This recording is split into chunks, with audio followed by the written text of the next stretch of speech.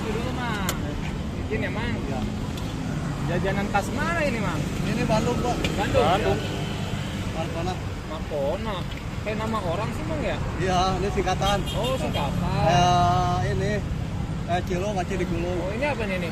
Ini kornet. Asli ini Kornet kornet. asli ini. Bukan kaleng-kaleng. Bukan. Aji. Tempatnya doang yang kaleng ya? Ah, bukan. Asli ini. Oh, asli tempatnya doang kaleng ya? Mang, ya? Enggak asli ini kornet gak ada yang mahal. Kornet asli. Asli guys. Markona. Jadi udah direbus makonnya. Jajanan khas Bandung ternyata ya.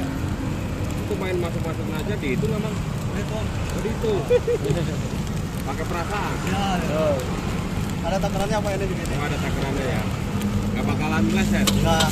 Ini untuk berapa porsi nih mas? Ini 2 sama anak kecil nih ya. Udah dapat kornet ya. Ini apa ini? Bumbunya ini. Bumbu rasa yang atau Yang bikin enak itu ya bang ya. buat gurih-gurih nyoy. Pakai saus enggak, Pak?